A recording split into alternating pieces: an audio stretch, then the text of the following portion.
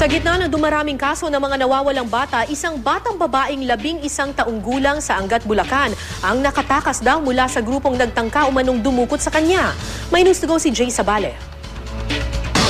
Bakas pa ang takot sa batang babaeng itago natin sa pangalang Kim. Tinangka umano kasi siyang dukutin ng isang grupong dumaan sa kanilang lugar sa sitio Malanday, Barangay Tabos sa Angat, Bulacan. Kwento na 11 taong gulang na babae. Papunta siya sa tindahan kasama ang 8 taong gulang na kapatid na babae. Pero may nalimutan sila sa bahay kaya bumalik ang kanyang kapatid habang siya ay naghintay sa tabing kalsada. Natanaw raw niya ang isang puting van at nang malapit na ito sa kanya ay bigla raw bumagal ang takbo nito. May isang lalaki pong lumabas na kabonit po. Ay nawakan niya po ako sa kamay.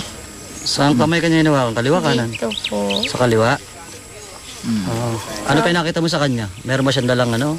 Baril lang po. Ilang saksi ang nakakita sa kapatid ni Kim na humihingi ng tulong.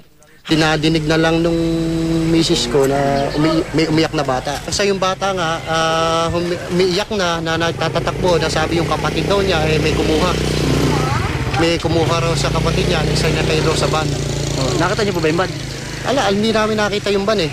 Habang nagpupumiglas, nadulas daw si Kim sa gilid ng kalsada at nang mabitawan ng lalaki ay nagtatakbo siya palayo.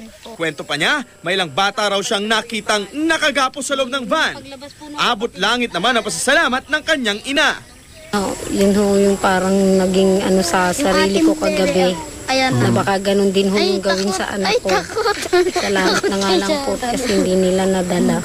Patuloy naman ang follow-up operation ng pulisya sa insidente. Paalala ng mga otoridad, huwag pabayaan ng mga bata sa daan o mga pampublikong lugar.